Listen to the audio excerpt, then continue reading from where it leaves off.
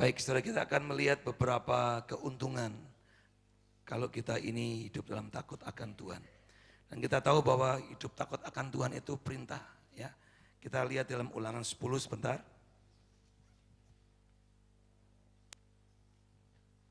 Ulangan 10 ayat yang ke-12.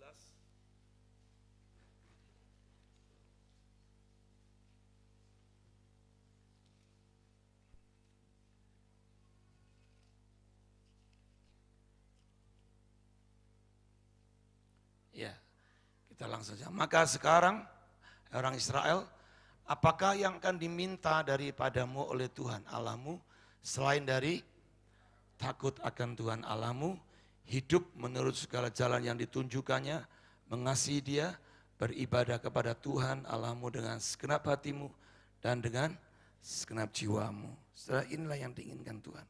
Takut akan Tuhan, ya, mengasihi Tuhan, beribadah dan melakukan segala perintahnya dengan segenap hati kita, dengan segenap jiwa kita.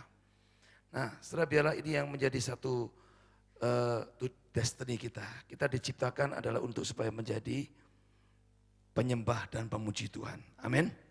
Nah, saudara, kalau orang hidup dalam takut akan Tuhan itu banyak sekali, saudara.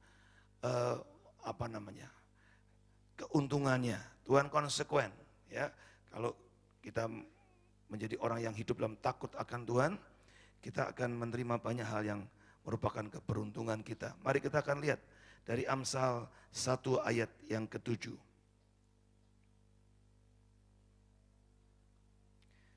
Amsal 1 ayat 7, bisa LCD tolong tayangkan cepat.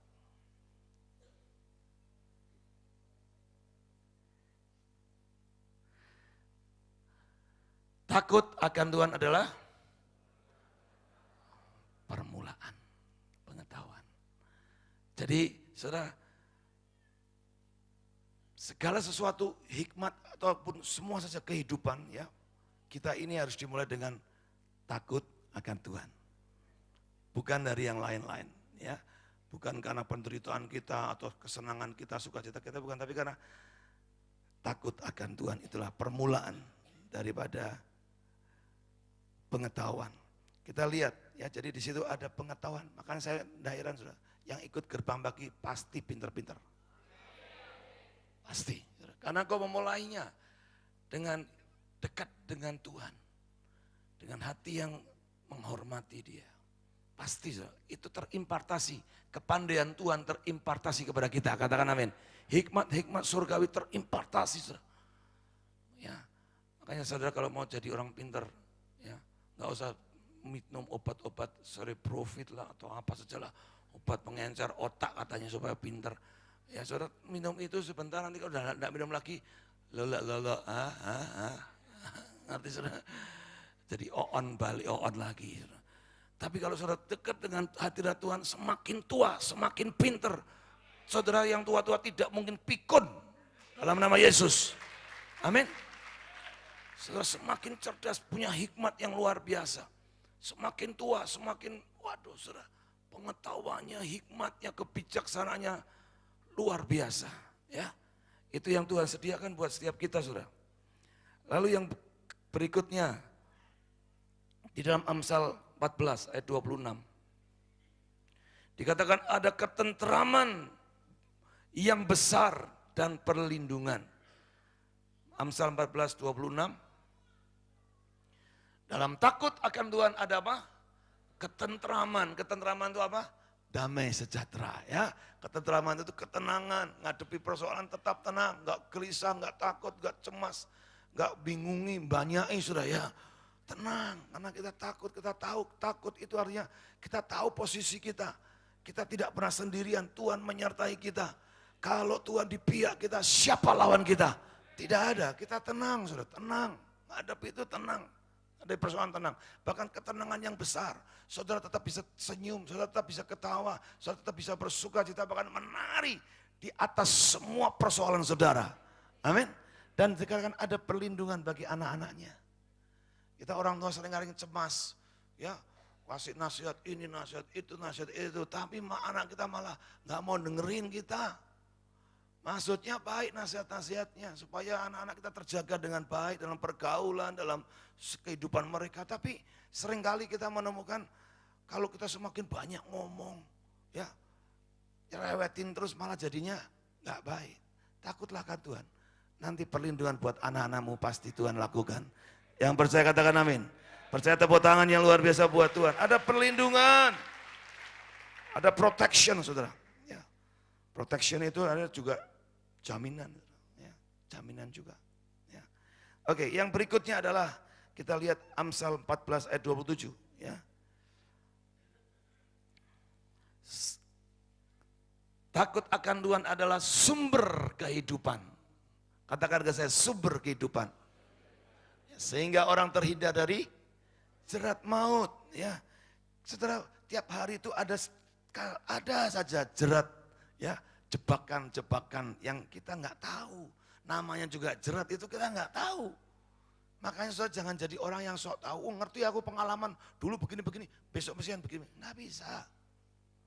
Kita ini punya keterbatasan. Tapi kalau engkau takut akan Tuhan, dikatakan di situ tadi ada penghindaran, diluputkan. Katakan amin. Saudara mungkin nggak tahu kalau saudara terus jalan, jeglong, tapi Tuhan bilang minggir. Belok kiri. Loh kok belok kiri kenapa Tuhan? Itu mulus semuanya. Belok kiri. Kalau engkau takut akan Tuhan, oke Tuhan, siap belok kiri. Dan ternyata di sebelahmu itu jerat, saudara. Saudara bisa luput. Katakan amin. Ya. Jadi itu yang perlu kita lihat dan kita nikmati. Berikutnya kita lihat di dalam Amsal 16 ayat yang ke-6.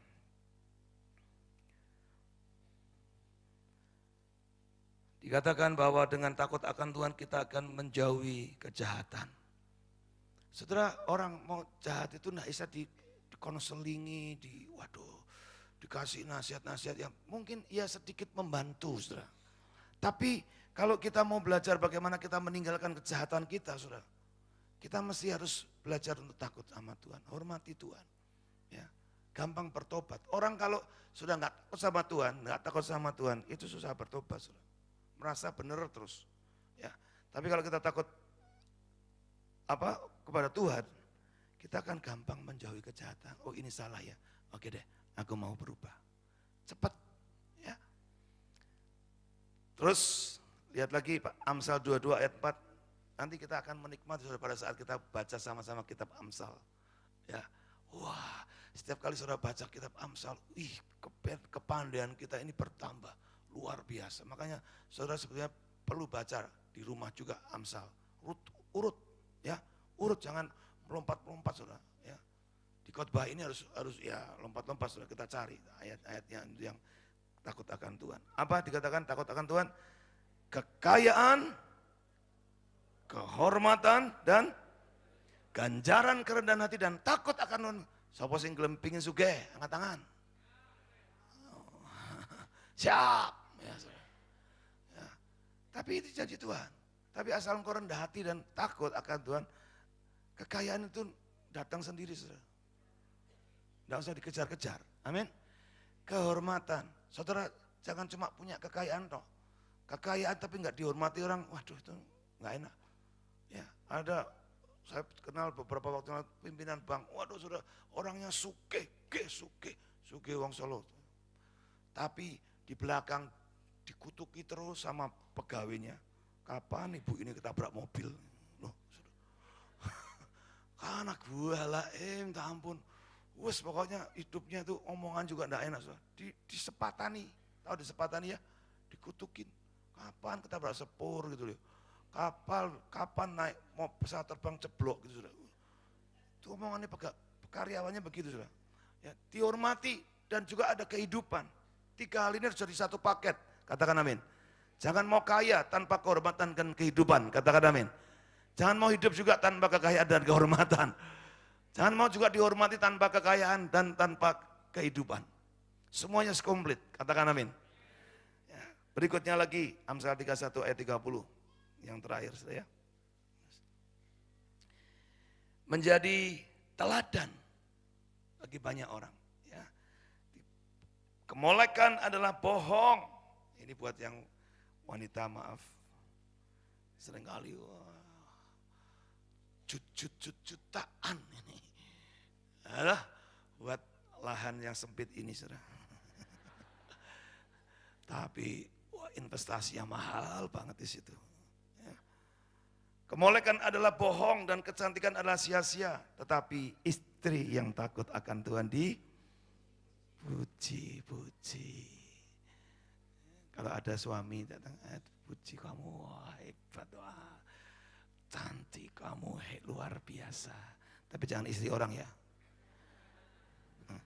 Kadang-kadang kita pinter muji-muji orang lain.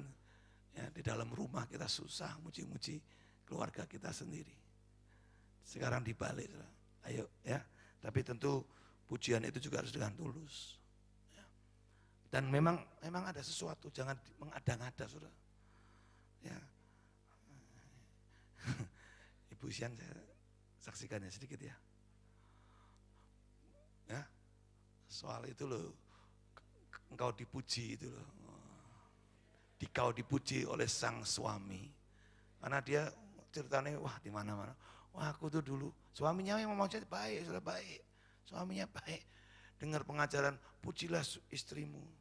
Jadi waktu bangun tidur Bu Budi ini bisa awut-awutan dah kawan. Belum sikat gigi lagi katanya. Oh, sangin sudah bersemangatnya memuji sang istri. Sang istriku, engkau cantik sekali. Engkau menawan hatiku. Ngamuk sudah dia. Rajar ya. Kenapa lah kadang-kadang istri nganyek ya. Masih autan-autan sudah ya, makanya istri-istri itu tolong maca yang baik. Atau ya tadi ya memang bangun tidur saya jadi belum sempat. Tapi ayo macaklah buat suamimu, jangan buat tukang sayur di pasar. Oh kalau lu mau pasar uang. Nek ning omah, waduh wis ora karu-karuan rupane. Ya yang wajar lah ya, supaya ada keindahan di rumah. Ya, saudara, dipuji, ya dipuji.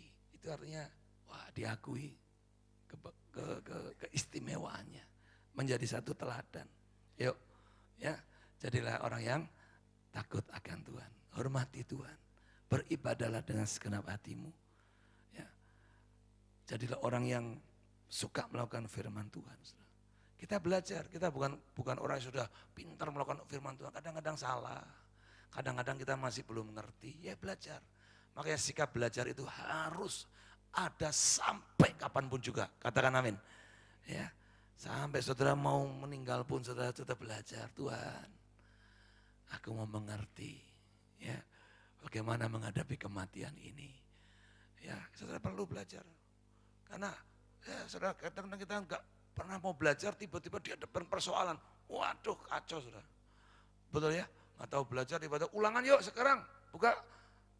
Ambil kertas, ulangan, wah kaget. Tapi kalau ya sudah biasa belajar, tiap hari belajar, ulangan, haleluya, pas tenan iki, luar biasa kemarin dia baru belajar, wah ini kesempatan dia dapat 100, katakan amin. Ayo bangkit berdiri.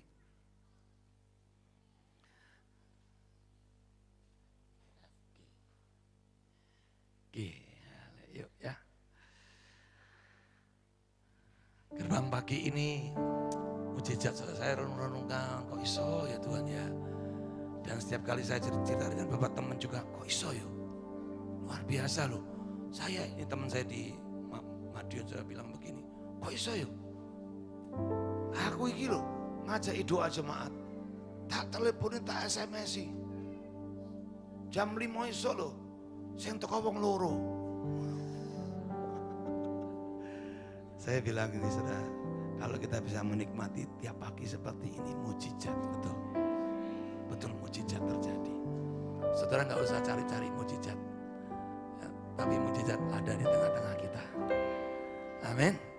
Jadi mari saudara, setiap gerbang pagi saudara datang kepada Tuhan dengan hati yang takut, hormat, hati yang taat. Ya, lihat nanti semua berkat-berkat. Sebenarnya ada 30 berkat saudara. lebih waktu nggak bisa. Kalau 30 saya sampaikan semua, mungkin besok ya. Step by step. Jadi berapa? 5 ya. Oke, 5 dulu nanti. Setiap hari mungkin 5. Terima berkat Tuhan. Wah, luar biasa. Mari kita angkat tangan. Lord, I leave your name on high. Lord, I love to sing your praises. I'm so glad you're in my life. I'm so glad you